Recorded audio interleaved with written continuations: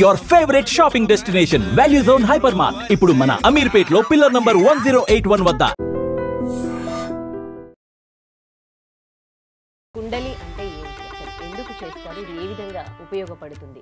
ఆ దివ్య శక్తి మూలాధార చక్రమందు అధోముఖముగా 72,000 నాడులు ఒకదానికొకటి పెనవేసుకొని సర్పమాకారంలో 3.5 చుట్ట చుట్టుకొని తల అధోముఖంగా సుషుమ్నా మార్గానికి పెట్టి నిద్రలో ఉన్నది. ఆ దివ్య శక్తిని కుండలిని అని అందరూ కూడా అంటున్నారు. నాడీ మండలం శుద్ధి జరగంది కుండలిని అయితే జాగృతం ఎవరికీ కాదు. ఎవరైనా నేర్చుకోవచ్చా ఇది? 15 సంవత్సరాలు దాటినటువంటి వారు ఎవరైనా కూడా ఈ సాధన చేయొచ్చు. కుండలిని శక్తిని మీరు నేర్చుకోవడానికి ముందు, నేర్చుకున్నాక మీలో వచ్చిన మార్పు? నేను మామూలు అందరిలాగే ఉండేవాడిని. ఈ మోహంలో నుండి ఇదే నిజం అనుకొని ఈ భ్రమలో ఉండేవాడిని, భార్య బిడ్డలు. కానీ అప్పుడు ఎవరిని చెప్పినా కూడా మానెక్కలేదు. ఎప్పుడైనా చనిపోతామో. మా గురువు గారి దగ్గరికి వెళ్ళిన తర్వాత ఈ విద్య నేర్చుకొని ఈ సాధన చేసిన తర్వాత ముఖ్యమైనటివి 2 ఇడ పింగళ. ఇది ఇడ అంటారు ఎడమవైపు, కుడివైపు పింగళ అంటారు. ఇంకా ముఖ్యమైనది మోక్షద్వారం. అంతటి సన్నటి రంధ్రములో వెళ్ళాలి మన ప్రాణశక్తి. అధోముఖంగా ఎవరైతే ఆ షట్చక్రాలు దాటిస్తూ సహస్రాలను తీసుకొని వెళ్ళేది తెలుసుకుంటారో వాళ్లకు కరెక్ట్గా ఉంటుంది విద్య. నమస్తే, వెల్కమ్ టు ఐజీ మీడియా దైవానుగ్రహం.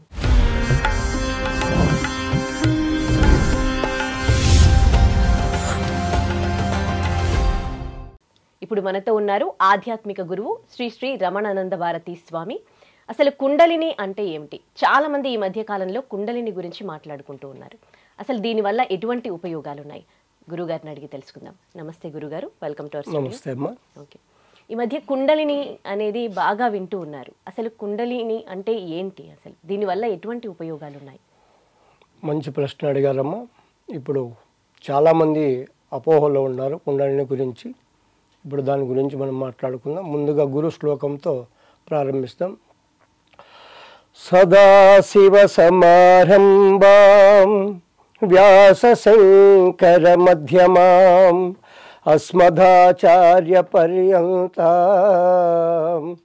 మమ గురు యోగానంద భారతి వందే గురు పరం పరం. ఎందరో మహానుభావులు అందరికీ వందనములు. ఎందరో గురువులు, ఎన్నో గురు పరంపరలకు కూడా ఆత్మ నమస్కారం. అలాగే ఎందరో సాధకులు, ఎందరో మహనీయులు అందరికీ కూడా నా హృదయపూర్వక నమస్కారములు. అలాగే హై డ్రీమ్ ఛానల్ యాజమాన్యానికి, సంస్థకు, వారి సిబ్బందికి నా హృదయపూర్వక అభినందనలు, నమస్కారములు. కుండలి అంటే ఏంటి? అసలు ఎందుకు చేస్తారు? ఇది ఏ విధంగా ఉపయోగపడుతుంది మానవుడికి? ఇప్పుడు చాలా మంచి ప్రశ్న అడిగారు. ఇప్పుడున్నటువంటి సమాజంలో కుండలిని విద్య అనేది చాలా అందరికీ కూడా ఆసక్తికరంగా ఉన్నారు.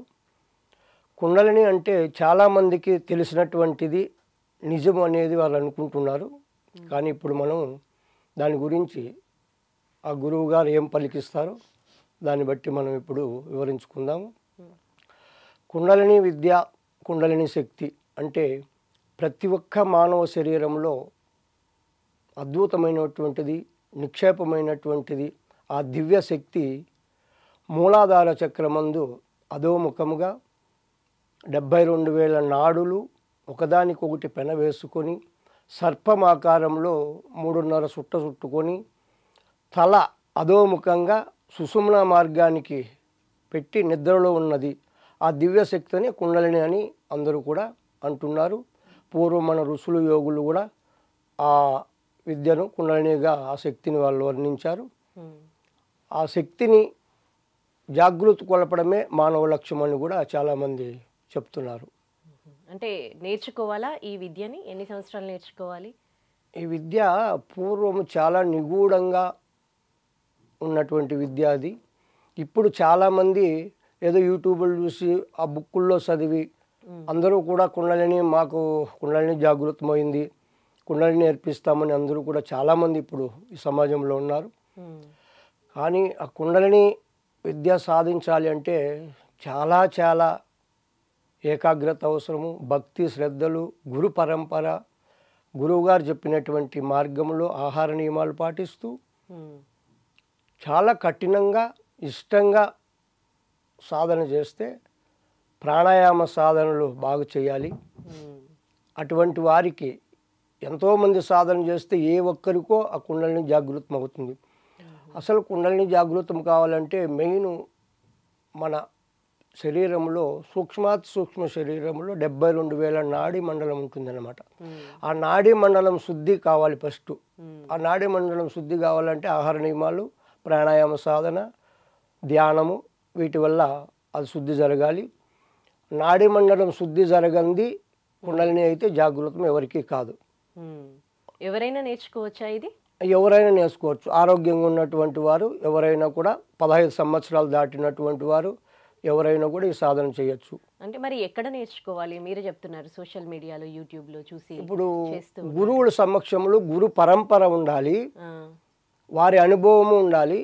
అలాంటి వాళ్ళ దగ్గర వెళ్ళి మనము నేర్చుకుంటే ఉపయోగంగా ఉంటుంది. అలా కాకుండా బుక్కులు చదివి యూట్యూబ్ చదివి చేస్తే ఇది చాలా ప్రమాదకరమైనటువంటి విద్య కూడా. ఓకే, ఇది ఎట్లా ఉపయోగపడుతుంది అసలు? ఇప్పుడు ఇది ఇంకా ఎందుకు ఉపయోగపడుతుందంటే, మెయిన్ మానవ జన్మకు అర్థము పరమార్థము జీవన్ముక్తి, మోక్షం అంటారు. అంటే భగవంతుడు ఎక్కడో ఉన్నాడు అనే అపోహలు ఉన్నటువంటి వాళ్ళకు మనమే భగవంతుడు, ఆత్మే పరమాత్మ అనే తత్వం మనం తెలుసుకొని మనలో మనం మమేకం కావాలంటే ఈ విద్య చాలా ఉపయోగపడుతుంది. దీని నుంచి అనారోగ్య సమస్యలు రావు, నిత్య యవ్వనంగా ఉండొచ్చు. మృత్యుంజయ విద్య కూడా అని అంటారు దీన్ని. ఈ సాధన కరెక్ట్గా మనం చేసినట్లయితే ఎన్ని సంవత్సరాలైనా బతకచ్చు అని కూడా మన పూర్వం ఋషులు కూడా నిరూపించారు. ఓకే, అట్లా చేసి బతికిన వాళ్ళు ఇప్పటి వరకు ఎక్కువ సంవత్సరాలు బతికిన ఉన్నారు, చాలా మంది ఉన్నారు. హిమాలయాస్లో ఉన్నారు, ఇప్పుడు కూడా అరుదుగా ఉన్నారు అలాంటి వాళ్ళు మహనీయులు. ఓకే, మీ ఆశ్రమంలో దీనికి సంబంధించి ఏమైనా చేస్తుంటారా? మా ఆశ్రమం అంటే మా గురువు గారు యోగానంద భారతి, విజయనగరం జిల్లా గంగచోళ్ళపేంట గ్రామము, అక్కడ ఆశ్రమం ఉంది. 100 ఏళ్ళు పైగా ఉన్నటువంటి ఆశ్రమము. గురు పరంపర నుంచి కూడా అందరూ కూడా అక్కడ చాలా మంది జీవ సమాధి పొందారు. ఇప్పుడు ప్రజెంట్ మా గురువు గారు 5వ పీఠాధిపతి. వారి దగ్గర నేను ఈ విద్య అంటే చిన్నప్పటి నుంచి, మా నాన్నగారు కూడా గురువులే, ఈ ఆధ్యాత్మిక దీంట్లోనే ఉన్నారు. అప్పటి నుండి నేను చిన్నప్పటి నుండి దీని మీద ఆసక్తి ఉండి వాళ్ళు చెప్పేది వింటూ అలాగా పెరిగాను. తర్వాత 4 సంవత్సరాల కిందట నేను హిమాలయాస్కి వెళ్ళా ఈ విద్య కోసం. అక్కడ 1 సంవత్సరము నాగా సాధువులు, గోరీలు వాళ్ళందరి దగ్గర ఉండి, తర్వాత ప్రజెంట్ మా గురువు గారి దగ్గరకు వచ్చి ఆయన దగ్గర విద్య నేర్చుకున్నాను. నేర్చుకున్న తర్వాత ఆయన ఆశీర్వాద బలంతో ఇప్పుడు 2 సంవత్సరాల నుంచి ఈ విద్యను నేను అందరికీ ఉచితంగా నేర్పిస్తున్నా. మన స్వగ్రామం కదిరి దగ్గర అక్కడ ఆశ్రమం కూడా నిర్మాణం జరిగింది. వచ్చినటువంటి వాళ్ళకి ఇన్ని రోజులున్న ఉచితంగా ఆహారము, ఉండటానికి అన్ని కూడా వ్యవస్థలు కూడా అక్కడ చేస్తున్నాము. ఓకే, మీరు కుండలిని శక్తిని మీరు నేర్చుకోవడానికి ముందు, నేర్చుకున్నాక మీలో వచ్చిన మార్పులు ఏంటి? కుండలిని విద్య నేర్చుకోకముందు నేను మామూలు అందరిలాగే ఉండేవాడిని. అందరిలాగే ఈ లౌకికమే, ఈ మోహంలోనే ఉండి ఇదే నిజం అనుకొని ఈ భ్రమలో ఉండేవాడిని. భార్య బిడ్డలు, బంధు బలగం, ఆస్తులు, అవి ఇవి, ధనము, అలాగే ఉండేవాడిని. అలవాట్లు కూడా ఎక్కువ ఉన్నాయి అప్పుడు నాకు. కానీ అప్పుడు ఎవరిని చెప్పినా కూడా మానెక్కలేదు. అందులో నాకు ఈ విద్యకు రాకముందు 390 షుగరు నాకు. అప్పుడు డాక్టర్లు ప్రతిరోజు 3 టాబ్లెట్లు వేసుకోవాలి, స్వీట్ తినకూడదు, తర్వాత కాఫీ టీలు తాగకూడదు, అలాగే అన్నం కూడా ఒకేసారి తినకూడదు, అదే 3-4 సార్లుగా తినాలి. జీవితం అంతా షుగర్ పోదు, టాబ్లెట్లు వాడుతుంటే కంట్రోల్లో ఉంటుంది, నెలకో 2 నెలలకో బ్లడ్ టెస్ట్ చేసుకోవాలి మళ్ళీ, ఇలాగా అని చెప్పారు.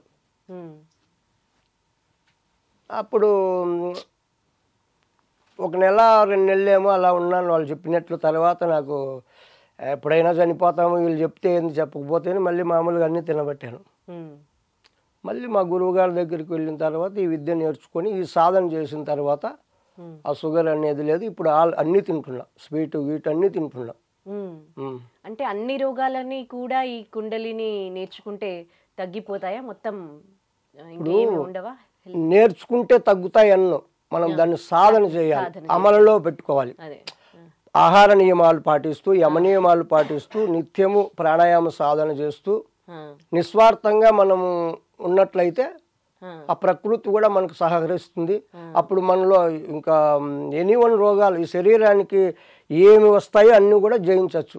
ఉమ్, ఎందుకంటే పూర్వం ఋషులు ఏ రోగాలన్నీ ఉన్నాయో వాళ్ళకు అవును, ఇప్పుడు చెప్తున్నటువంటి రోగాలు అప్పుడు ఉన్నాయా? లేవు.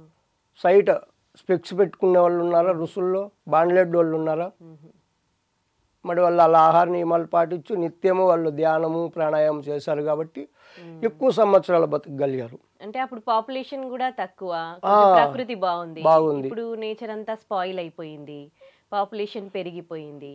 దాని నుంచి ఇప్పుడు మనకు ప్రాణశక్తి అనేది అందడం లేదు, ఉమ్, ఆక్సిజన్. ఉమ్, అది మనం ప్రాణాయామం ద్వారా మనం ఉపయోగించుకున్నట్లయితే ఉమ్, ఇప్పుడు నిత్యము ప్రతి ఒక్కరికి 21,600 ఉచ్ఛ్వాస నిశ్వాసాలు జరుగుతాయి. ఉమ్, అంటే ఊపిరి ఉమ్. మన ముక్కు రంధ్రాల నుండి వస్తుంది వెళ్తుంది కదా. అది 21,000. 21,600 ఉచ్ఛ్వాస నిశ్వాసాలు ప్రతి ఒక్కరికి మన ప్రమేయం లేకుండా తానంతట అదే జరుగుతుంది. దాన్ని అజపా గాయత్రి అన్నారు. ఉమ్, అది నిమిషానికి 15 శ్వాసలు జరుగుతాయి. ఆ 15 కంటే మనం తక్కువ ఇది చేసుకుంటే అప్పుడు ఆయుష్ ఎక్కువ, తర్వాత ఆరోగ్య సమస్యలు బాగుంటాయి అని వాళ్ళు మహనీయులు వివరించారు. అలా సాధన చేసే వాళ్ళకు శరీరం బాగుంటుంది, ఆరోగ్యాలు బాగుంటాయి, ఎలాంటి అనారోగ్య సమస్యలు కూడా త్వరగా రావు. ఓకే. అంటే మీరు మీ గురించి చెప్పారు, ఒక డయాబెటీస్ మీకుంది, తగ్గిపోయింది. ఒక డయాబెటీస్ అయినా లేకపోతే ఇప్పుడు కామన్ గా వింటున్న క్యాన్సర్, హార్ట్ అటాక్ అన్నీ తగ్గుతాయి. ఇప్పుడు హార్ట్ అటాక్ కూడా ఎందుకు వస్తుంది? శ్వాస కరెక్ట్గా అందక. గుండె హార్ట్ అటాక్ మనకు ఊపిరితిత్తులకు ఎక్కువ శ్వాస వెళ్ళకపోతే ఇబ్బంది పడి హార్ట్ అటాక్ వస్తుంది. శ్వాస తీసుకునే దాంట్లో ఇబ్బంది జరిగితేనే హార్ట్ అటాక్ వస్తుంది. అలాంటివి ఇప్పుడు మనం శ్వాసను ఎక్కువ ఉపయోగించుకునేది మనం టెక్నిక్ తెలుసుకుంటాం కాబట్టి అప్పుడు ఆటోటెక్ అలాంటివి రావు. తర్వాత క్యాన్సరు, పొట్టకు సంబంధించిన రోగాలు, కిడ్నీకి సంబంధించిన రోగాలు, జననేంద్రియ మూత్ర దీనికి సంబంధించిన రోగాలు, పైల్స్ అంటారు కదా, ఇలాంటివి, హెడ్ తలనొప్పి. దీంట్లో 2 రకాల తలనొప్పులు ఉన్నాయి. ఒక అర్ధం తలనొప్పి అంటారు కదా, మైగ్రేన్ అలాంటివి. తర్వాత థైరాయిడ్ అంటారు చూడు, థైరాయిడ్. తర్వాత కంటి చూపు ఇబ్బంది లేకుండా, ఇంకా శరీరానికి ఏం కావాలో అన్నీ వస్తాయి ఆరోగ్యంగా. ఎన్ని సంవత్సరాలు నేర్చుకోవాలి గురుగారు ఇది? ఇది దీనికి సంవత్సరాలు అని లేదమ్మా, వారి వారి జన్మతః పూర్వజన్మ సంస్కారం బట్టి వాళ్ళు ఇప్పుడు చేస్తున్నటువంటి పట్టుదల, ఏకాగ్రత, భక్తి, గురువుగారి మెయిన్ గురువుగారి ఆశీర్వాదము, వాళ్ళు నడుచుకునే పద్ధతులు, అలవాట్లు అలా ఉంటే వాళ్ళు చేసే దాన్ని బట్టి ఉంటుంది. అది ఇన్ని సంవత్సరాల నుంచి చెప్పలేము. నెలకే రావచ్చు, సంవత్సరానికే రావచ్చు, 6 నెలలకే రావచ్చు, లేదంటే రాకనే పోవచ్చు. అది వారి వారి దీన్ని బట్టి ఉంటుంది అనమాట. నేను సోషల్ మీడియాలో కొన్ని వీడియోస్ చూశాను, ఈ కుండలిని చేసేటప్పుడు వాళ్ళు మొత్తం అలా పడుకొని ఏదో ప్రేరేపిస్తూ ఉన్నట్టు కుండలిని శక్తిని. సో ఇది మిస్యూజ్ అయితే ఏమైనా ప్రాబ్లమ్స్ వస్తాయా? ఇది కరెక్ట్గా అనుభవం లేనటువంటి వారి దగ్గర ఏదో కించిత్ జ్ఞానం ఉంటుంది కదా, అంతా వచ్చినట్లు వాళ్ళు బిహేవ్ చేస్తుంటారు. అలాంటి వాళ్ళ దగ్గర నేర్చుకుంటే ఒకవేళ కరెక్ట్గా ఉంటే పర్వాలేదు. అది ఇప్పుడు మూలాధారం నుండి మనం షడ్చక్రాలు దాటుతూ అధోముఖంగా ఉన్నటువంటి శక్తిని ఊర్ధ్వముఖంగా సహస్రాలని తీసుకెళ్ళాలి. అది సుషుమ్న మార్గం అని ఒకటి ఉంటుంది. ఇప్పుడు ఇందాక చెప్పుకున్నట్టు 72,000 నాడుల్లో ముఖ్యమైనటివి 2, ఇడ, పింగళ. ఇది ఇడ అంటారు ఎడమవైపు, కుడివైపు పింగళ అంటారు. ఇంకా ముఖ్యమైనది మోక్షద్వారము, దాన్నే సుషుమ్న అన్నారు, చిత్రానాడి, వజ్రానాడి, మోక్షద్వారము, చాలా రకాలుగా వర్ణించి అమృతనాడి అన్నారు. అది అందులో నుండి మన ప్రాణశక్తి వెళ్ళాలి. అది ఎక్కడుంటుంది? మూలాధారం నుంచి స్పైనల్ కార్డ్ నుండి సన్నటి ఒక వెంట్రుక 1000 భాగాలు చేస్తే ఎంత ఉంటుందో వెంట్రుకే కనపడదు. అది 1000 భాగాలు చేస్తే సహస్రారం, వెంట్రుక సహస్రారం అండి. అంతటి సన్నటి రంధ్రములో వెళ్ళాలి మన ప్రాణశక్తి. ఇప్పుడు మనం ఈ ముక్కుల్లో వస్తున్నటువంటిది అక్కడ నడిపించాలి షట్చక్రాలు దాటుతూ. అధోముఖంగా ఇలా పడుకోండేదాన్ని ఇలా లేపి ఎవరైతే ఆ షట్చక్రాలు దాటిస్తూ సహస్రారానికి తీసుకొని వెళ్ళేది తెలుసుకుంటారో వాళ్ళకు కరెక్ట్గా ఉంటుంది ఈ విద్య. అలా లేకపోతే ఏమవుతుంది, అది మనం కరెక్ట్గా చెప్పకుండా వాళ్ళు ఎలా పడితే అలా చేశారనుకో అది సహస్రారానికి వెళుతుంది. వెళ్ళినప్పుడు స్ట్రక్ అయిపోతుంది, మళ్ళీ దిగదు, కిందికి రాదు. మళ్ళీ ఆ కిందికి రానప్పుడు ఏమవుతుంది, ఇంక వాళ్ళకు మెంటల్గా ఇది అయిపోతారు. తర్వాత వాళ్ళు వేరే రకంగా భావనలన్నీ వేరే రకంగా వస్తాయి. అలా పిచ్చి పట్టిందంటారు, అలా కూడా వస్తాయి. అలాంటివన్నీ జరుగుతాయి కూడా, జరిగాయి కూడా ఈ విద్యలో. అందుకే ఈ విద్యను అందరూ కూడా చాలా డేంజరు, ప్రమాదకరమైంది. కుండలిని విద్య జోలికి పోవద్దండి అని మన చాగంటి కోటేశ్వరరావు గారు కూడా చాలా సందర్భాల్లో చెప్పాడు. కుండలిని విద్య గురించి పేరే ఎత్తద్దండి. అది నేర్చుకోవాలంటే గురువు సమక్షంలో ఉండాలి, గురు పరంపర ఉండాలి, అనుభవం ఉండాలి. అలాంటి వాళ్ళ దగ్గర ఉండి నేర్చుకోవాలి. అలా లేకుండా ఎలా పడితే అలా నేర్చుకుంటే ప్రమాదకరము అని చాలామంది చెప్పారు. అది వాస్తవమే. కరెక్ట్గా తెలియకుండా నేర్చుకుంటే ఆ విద్య ఉపయోగం కంటే ఆ అపకారం ఎక్కువ చేస్తుంది అనమాట. తెలిసి చేస్తే ఈజీగా ఉంటుంది. మరి ఇప్పుడు చూస్తూ ఉన్నారు, ప్రతి ఒక్కరు కూడా అనారోగ్య సమస్యలతో బాధపడుతూ ఉన్నారు. ఇప్పుడు మీరు చెప్పిన ఈ కుండలిని విద్య నిజంగా కూడా చాలా ఉపయోగాలు ఉన్నాయి. అవును. మరి ఇప్పుడు మీరేం చెప్తారు? నేర్చుకోవాలి, బాగా సాధన చేయాలి. దీనికి ఇప్పుడు మేము చెప్తున్నటువంటి సాధన అయితే 8 రకాల ప్రాణాయామాలు ఉంటాయి, పంచముద్రలు ఉంటాయి. ప్రాణాయామ టెక్నిక్లు బేసిక్ ఎలా చెప్పాలి, తర్వాత ఎలా చెప్పాలి, స్టెప్ అండ్ స్టెప్ అలా నేర్పిస్తున్నాము. ముద్రలో నేర్పిస్తున్నాం. ముఖ్యమైన ముద్ర అంటే కేసరి ముద్ర అంటారు. కేసరి ముద్ర అంటే ఈ నాలుగు ఉంది కదా, కొండ నాలుగు దాటి లోనికి పెట్టాలి. లోనికి పెట్టి సాధన చేసే వాళ్ళకు ఆకలి దప్పులు కంట్రోల్ అవుతాయి, ముసలితనం రాదు, శరీరం ఫిట్గా కాంతిగా ఉంటుంది, గ్లో ఉంటుంది. తర్వాత అమృతం అనేది ద్రవిస్తుంది అనమాట మన సహస్రారం నుంచి. ఆ సాధన ఎవరైతే చేస్తూ ఉంటారో వాళ్ళకు అమృతం అనేది వాళ్ళు ఆస్వాదించినప్పుడు ఇంకా నిత్య యవ్వనంగా ఉంటారు. గాలి లేనటువంటి ప్రదేశంలో కూడా ఎన్ని రోజులైనా వాళ్ళు ఆ సాధనలో ఉండొచ్చు. అలాంటివి ఉన్నాయి. తర్వాత నీటి మీద తేలేది, భూసమాధి భూమిలో బూడిసిపెట్టినా కూడా మనము శ్వాసను ఎలా కంట్రోల్ చేసుకోవాలి, ఇవన్నీ కూడా నేర్పిస్తున్నాము. అన్ని చేసాము, నేర్పిస్తున్నాం. ఓకే. అంటే ఇప్పుడు మీ దగ్గర నేర్చుకోవాలంటే ఎట్లా, మిమ్మల్ని అప్రోచ్ అవ్వాలంటే ఎట్లా? ఇప్పుడు మనం అక్కడ కదిరి దగ్గర ఆశ్రమం పెట్టాము, కదిరి దగ్గర అక్కడ వచ్చి నేర్చుకోవచ్చు. ఇప్పుడు ప్రజెంట్ హైదరాబాద్లో కూడా నేను గతంలో చాలా క్లాసులు చెప్పాను. ఇప్పుడు ప్రజెంట్ హైదరాబాద్లోనే ఉన్న క్లాసులు, శనివారం ఉంటే క్లాసులు. ఇక్కడ హైదరాబాద్లో ఎక్కడ చెప్తున్నారు? బోయిన్పల్లి, న్యూ బోయిన్పల్లి, బాపూజీ నగర్ బోయిన్పల్లిలో చెప్తున్నాము. స్వామి ఆర్కాడ్ అని అడ్రస్ అది. అక్కడ శనివారం ఉంటే క్లాసులు ప్రారంభం అవుతాయి. ఇప్పుడు నెక్స్ట్ ఎల్లుండి. అంటే ఎన్ని రోజులు? ఇప్పుడు ఎవరైనా ఇప్పుడు ఈ వీడియో చూసారు, వాళ్ళు నేర్చుకోవాలని అనుకుంటున్నారు, మిమ్మల్ని కలవచ్చు. ఇప్పుడు మన ఫోన్ నెంబర్లు ఉంటాయి కదా, ఆ ఫోన్ నెంబర్ కాంటాక్ట్ అయ్యి వాళ్ళు వస్తే నేర్పిస్తాను. పొద్దున్నే 10 నుంచి 12 గంటల వరకు టైం పెట్టాము, సాయంత్రం 5 నుంచి 7 గంటలకు పెట్టాం. ఇవి ఇప్పుడు ఇది first level, second level, third, fourth level అని 4 లెవెల్గా విభజించాము. ఫస్ట్ బేసిక్ 2 ప్రాణాయామాలు, ఒక ముద్ర చెప్తాం అన్నమాట. అది 21 రోజు ప్రాక్టీస్ చేయాలి. 21 రోజు ప్రాక్టీస్ చేసి మళ్ళీ సెకండ్ లెవెల్కి రావాలి. అలా ప్రతి ఒక్క ఇది 21 రోజు ఉంటుంది. ఫైనల్ 4 లెవెల్ సాధన చేసినటువంటి వాళ్ళకు గుర్తించి వాళ్ళు ఎలా చేస్తున్నారు, వాళ్ళ బాడీ మూమెంట్ ఎలాగుంది. ఈ సాధనలో కొంతమందికి వైబ్రేషన్ రావచ్చు. మనం ఈ టెక్నిక్లు చెప్పేటప్పుడు, ప్రాణాయామ సాధన చెప్పేటప్పుడు కొందరు వాళ్ళకి తెలియకుండానే శరీరం ఊగేది, అలా ఎగిరేది, పడేది, ఇవన్నీ కూడా జరుగుతాయి. ఎందుకట్లా?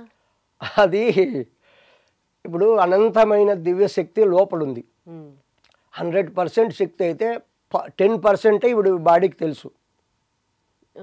ఇంకా మిగిలింది 90% కూడా నిక్షేపంగా ఉంది. ఎక్కడ? మూలాధారంలో.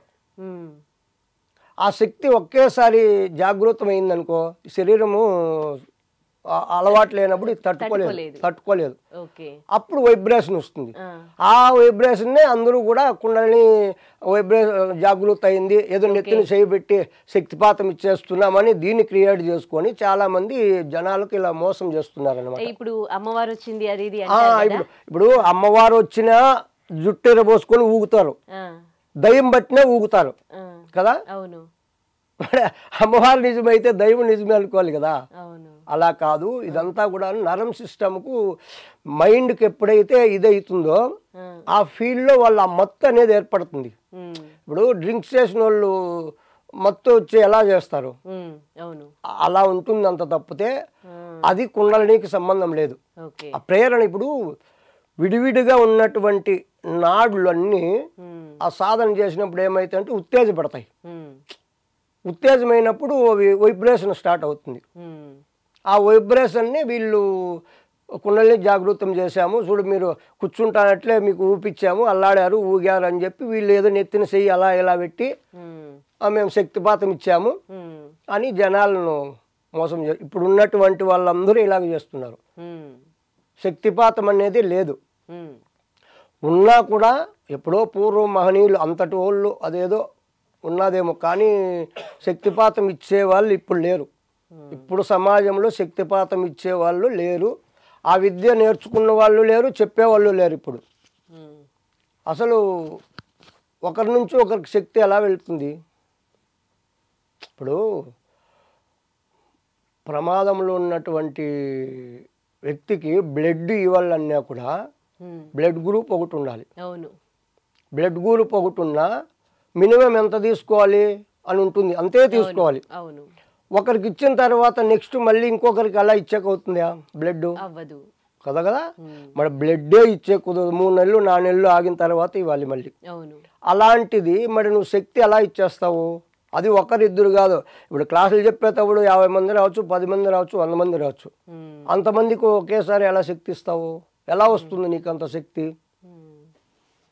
ఇది కరెక్టా? కాదు. కానీ జనాలకు అర్థం చేసుకునే విధానం కరెక్ట్ కాక ఏదో మేము పోతానే మాకు శక్తి వచ్చేస్తుంది ఏదో ఇచ్చేస్తారని వాళ్ళు అడిగినంత డబ్బులు ఫీజు ఇచ్చి వెళ్తున్నారు. ఇదంతా నిజం కాదు. అలాంటి వాళ్ళను కూడా నమ్మద్దండి. ఎందుకంటే మనలోనే ఉంది దివ్యశక్తి. ఆ శక్తిని మనమే మన ధ్యానము మన సాధన వల్ల మనమే దాన్ని తెచ్చుకోవాలి, కానీ ఒకరిస్తే మాత్రం ఉండదు. ఇది ఎందుకు నేను ఇలా చెప్తున్నానంటే ఇప్పుడు గతంలో మన ఋషులు మునులు యోగులు అందరూ ఉన్నారు. వాళ్ళందరూ కూడా సాధనలు చేసే పైకి వచ్చారు, విద్యను తెలుసుకున్నారు. ఎవరు శక్తిపాతం అని ఎక్కడా లేదు. ఇప్పుడు వాల్మీకి మహర్షి రత్నాకర్ కదా అతని పేరు. మరి నారద మహర్షి అతనికి తారక మంత్రం ఇస్తాడు, రామ తారక మంత్రం ఇస్తాడు. మరి మంత్రం ఇచ్చి సాధన చేయమంటాడు. మరి అతను పుట్ట పెరిగే వరకు సాధన చేశాడు. పుట్టను వాల్మీకి అంటారు సంస్కృతంలో. మరి ఎందుకు అతను సాధన చేయను ఆయన అన్నాడు? నారద మహర్షికి తెలియదా శక్తిపాతం ఇవ్వాలని? మరి ఇచ్చాడా? మంత్రోపదేశం చేసి ఇలా సాధన చేసుకోని ఆయన నీకు అది ఉపయోగపడుతుంది అన్నాడు. అలాగే చేశాడు. మరి అలాంటి వాడు రామాయణాన్ని రచించాడు తర్వాత. ఇకపోతే వీరబ్రహ్మేంద్ర స్వామి తెలుసా? అతను దగ్గర సిద్ధయ్య అని 12 సంవత్సరాలు పెట్టుకుంటాడు. 12 సంవత్సరాలు ఉంటాడు సిద్ధయ్య. మరి అతను కూడా శక్తిపాతం ఇవ్వలేదు. ఎందుకు ఇవ్వాల? అతనిలో ఉండేదే అతను తెలుసుకోవాలి, అది రియల్ కాబట్టి. అలాంటి మహనీయులే శక్తిపాతం ఇవ్వలేదు. మరి మన కురుక్షేత్రం ఎన్ని రోజులు జరిగింది? 18 రోజులు. కృష్ణ పరమాత్ముడు అవతార పురుషుడే కదా. మరి అతను 700 శ్లోకాలు భగవద్గీత చెప్పి అర్జునునికి ధైర్యం పోసి యుద్ధం చేపించాడు. మరి శక్తిపాతం ఇచ్చింటే 18 రోజులు ఎందుకు అవసరము? 18 రోజులు అవసరమా? 18 గడియల్లో కూడా అయిపోవు కదా. మరి అలాంటి వాళ్ళు కూడా శక్తిపాతాన్ని ఇవ్వలేదు. అది కాదు, అది కుదరదు. మరి అలాంటి మహనీయులకే కానప్పుడు మరి ఇప్పుడున్నటువంటి వాళ్ళు మరి ఎలా శక్తిపాతం ఇస్తారో అది చెప్పడానికి కూడా ఆస్వాస్పదంగా ఉంటుంది, నవ్వులాట్లా ఉంటుంది అది. అంతేగాని విద్య అంటే పిల్లోళ్ళు ఆడుకునే లాంటిది కాదు. మన పూర్వత జన్మతః రావాలి. గురువులు కూడా బాగా మనల్ని గమనించి ఆ విద్య నేర్పాలి. మనము శ్రద్ధ భక్తితో దాన్ని అనుష్ఠానం చేయాలి, అభ్యాసం చేయాలి. మనకు అనుభవాలు రావాలి ఫస్ట్. మనకు ఆ విద్య నుంచి ఏమొచ్చింది దాన్ని బట్టి మనం ప్రజలకు చెప్పాలి. కానీ మనకు అనుభవమే లేదు, ఏదో బుక్కుల్లో చదివాము, ఏదో యూట్యూబ్లో చేసాము, చూసాము, దాన్ని బట్టే మనం చెప్తే ఇంకా అది ఎంత మాత్రం కరెక్టు. దాన్ని వెళ్ళే వాళ్ళన్నా ఆలోచించాలి కదా, ఒరే ఇది ఒకరి నుంచి ఒకరికి విద్య వస్తుందా, శక్తిపాతం ఉందా, మరి ఆలోచించాలి. మన పూర్వం వీళ్ళందరూ కూడా ఇలా సాధన చేశారు కదా, సాధన చేసే మనలో శక్తిని మనం తెచ్చుకోవాలి అంటున్నారు కదా. మరి అలా అయితే అలా శక్తిపాతం ఇచ్చేటట్లుంటే మన సమాజము ఇలా ఎందుకుంటుంది? అందరూ యోగులు అయిపోతారు కదా. ఒకేసారి ఇప్పుడు పవిత్రమైన పుణ్యస్థలాలకు వెళ్తే ఇప్పుడు తిరుపతి, కాశీ, గయా ఇలా ఉన్నాయి, రామేశ్వరము, మధురే, ఎంతోమంది ఉంటారు. ఆడపై ఇలా అనేస్తే అందరూ యోగులు అయిపోతారు కదా, అందరికీ శక్తి వస్తుంది కదా. మరి అలా ఇవ్వండి. ఇప్పుడు శక్తిపాతం ఇచ్చే మహనీయులకు నేను ఒకటే చెప్తాను, అలా ఇవ్వగలగండి. మన సమాజము హాయిగా మంచి మంచి అందరూ కూడాను యోగులు అయిపోతారు కదా. మరి అలా ఇవ్వండి, ఇస్తే శక్తిపాతం ఒకరి నుండి ఇంకొకరికి ఇచ్చే అది లేనే లేదు, లేదు. ఉన్నా కూడా అది ఇవ్వకూడదు. అంటే ఇచ్చేవానికి అర్హత ఉండాలి, తీసుకునేవానికి కూడా అర్హత ఉండాలి, ఇద్దరికి అర్హత ఉండాలి. మరి అది ఉందా? అది లేదు. అది ఉండింటే ఈ సాధనలు ఇవి అసలు ఇంకా దీనికి అర్థమే ఉంటుంది. ఇప్పుడు అలా శక్తిపాతం ఇచ్చే, అలా అందరినీ శక్తివంతులుగా చేసేలాగా ఉంటే మరి ఈ ధ్యానం ఎందుకు, ఈ ప్రాణాయామాలు ఎందుకు, ఈ పూజలు ఎందుకు, ఈ మంత్రాలు ఎందుకు, ఇవన్నీ ఎందుకు పెట్టారు? ఇవన్నీ అవసరమే లేదు కదా. మరి ఇది కరెక్టా అది కరెక్టా అనేది తెలుసుకోవాలి. ఒకవేళ కుండలిని మాలాంటి వాళ్ళు నేర్చుకోవాలనుకున్నారు, నేనే ఇప్పుడు మాకంటూ అంటే చాలా మంది మీలాగా అంటే అన్ని బంధాలు వదిలేసి ఆధ్యాత్మికంగా వెళ్ళిపోతారు. ఓన్లీ ఆధ్యాత్మికంగా వెళ్ళే వాళ్ళే కుండలిని నేర్చుకోవాలా, లేకపోతే మాలాంటి వాళ్ళు కూడా నేర్చుకుంటే మాకు? ఇక్కడ చాలా మంది ఇప్పుడు ఈ భ్రమలోనే ఉన్నారు. విద్య ఏదో నేర్చుకోవాలంటే అందరినీ వదిలేయాలేమో, ఇలా కాషాయ బట్టలు వేసుకోవాలేమో, అదంతా అబద్ధము. సంసారంలో ఉండి కూడా చేసుకోవచ్చు. మేమంతా సంసారంలోనే ఉన్నాము, మా గురువు గారు కూడా గృహస్థుడే, మేము గృహస్థులమే. పూర్వం మనకు చెప్పినటువంటి వేదవ్యాస భగవాన్ కూడా గృహస్థుడే, సంసారంలోనే ఉన్నాడు. 18 పురాణాలు రాశాడు, 108 ఉపనిషత్తులు, మరి ఎన్ని రాశాడు ఆయన. మరి అలాంటి వాడు కూడా గృహస్థ ధర్మమే ఉన్నాడు. శ్రీకృష్ణ పరమాత్ముడు అంత భగవద్గీత అంత చెప్పిన అతని వాడు కూడాను గృహస్థుడే. శ్రీరామచంద్రమూర్తి గృహస్థుడే. మరి గృహస్థుడు కాదు అని ఇప్పుడు అందరూ కూడా సన్యాసులు బ్రహ్మచారులు అయిపోతే సృష్టి ఎందుకు? సృష్టి అలా జరగాలి, సృష్టి అభివృద్ధి జరగాలి కదా. మరి ఇప్పుడు అందరూ వాళ్ళే అయిపోతే సృష్టి ఉండదు అసలు. వాళ్లకు ఫుడ్ ఇప్పుడు బ్రహ్మచారి సన్యాసి ఎవరి దగ్గరికి వెళ్ళాలి? గృహస్థ దగ్గరికే రావాలి. వాళ్ళు స్వతహా ఏది సంపాదించుకునేకు వండుకునే వాళ్ళు లేదు. వాళ్ళ జ్ఞానాన్ని పంచుతూ వెళ్ళాలి అందరికీ. ఆహారం కావాలంటే గృహస్థింటికే రావాలి, వెళ్ళాలి. మరి ఇంకా గృహస్థులే లేకపోతే అందరూ వాళ్ళే అయిపోతే ఇంక ప్రపంచం ఎలా పోతుంది? ప్రపంచంలో మరి ఎలా ముందుకు వెళ్తుంది? సృష్టి ఎందుకు వెళ్తుంది? సృష్టి యజ్ఞం ఆగకూడదు కదా. భగవంతుడు సృష్టి యజ్ఞం ఎందుకు పెట్టాడు? అది జరగాలి కదా. మరి వీరబ్రహ్మేంద్ర స్వామి కూడా సంసారంలో ఉండే సాధించాడు ఆయన. ఇక్కడ సంసారం వదిలేయాలి, చేసే పనులు వదిలేయాలి, సోంబేరుగా అవన్నీ కరెక్ట్ కాదు. సంసారంలో ఉండి ఉండనట్లు నటించాలి అంతే. ఇప్పుడు తామర పువ్వు ఎక్కడుంటుంది? నీటిలో ఉంటుంది కదా. ఇప్పుడు నీటిలోనే ఉందని మునిగిపోయిందా? మళ్ళీ పైకి తీస్తే నీట్గా ఉంటుంది, నీళ్ళే. అలాగ సంసారంలో మనం ఉండాలి, మనలో సంసారం ఉండకూడదు. ఇప్పుడు సముద్రంలో పడవ ఉంది, పడవ వెళ్తూ ఉంటుంది, దాని గమ్యాన్ని అది వెళ్ళాలి. వెళ్ళేటప్పుడు ఎన్నో ఆ సముద్రంలో చేపలు, తిమింగలాలు, అవి చెత్త చెదారం ఏంటంటూ వస్తూనే ఉంటాయి. కానీ ఆగుతుందా? అన్నిటిని చూస్తూ అది ఎక్కడ వెళ్ళాలో చేరుకుంటుంది. అలా అని నేను సముద్రంలోనే ఉన్నాను, నీళ్ళలోనే ఉన్నాను కదా అని నీళ్ళన్నీ లోపలికి పెట్టుకుంటే అందులో మునిగిపోద్ది కదా. కూడా అలాంటిదే. ఉమ్. సముద్రంలాగా సంసారం అయితే పడవలాగా మనం ఉండాలి. అన్నిటిని చూస్తూ చేసే వ్యవహారాలు అన్నీ కూడా చేసుకుంటూ భార్య బిడ్డలతో హాయిగా ఉండొచ్చు, బంధు బలగాలతో హాయిగా ఉండొచ్చు. కానీ మన గమ్యం అనేది ఏది? జీవన్ముక్తి. దాన్ని పొందాలి. మన లక్ష్యం అటువైపు ఉండి ఇవన్నీ కూడా బ్యాలెన్స్గా చేసుకుంటూ పోతే అందరూ యోగులు అవుతారు. అదే అని నెత్తిన పెట్టుకుంటే మనకి మునిగిపోతాం అంతే సంగతులు. చాలా బాగా చెప్పారు కుండలిని గురించి. చాలా మంచి మంచి విషయాలు తెలియజేశారు. ధన్యవాదాలు గురువు గారు. అందరికీ కూడా ఐ డ్రీమ్ ఛానల్ చూస్తున్నటువంటి ఆత్మస్వరూపులందరికీ కూడా నా కృతజ్ఞతలు. మమ గురు యోగానంద భారతి పాద పద్మలు నమస్కరిస్తూ లోకా సమస్త సుఖినో భవంతు. హరి ఓం. And for more videos, Please subscribe to iDream. Please subscribe to iDream. Please subscribe iDream. And please subscribe to iDream. For more videos, subscribe to iDream. please like, share and subscribe to the channel. Congratulations, iDream. Subscribe to iDream. Subscribe to iDream. So subscribe to iDream Media.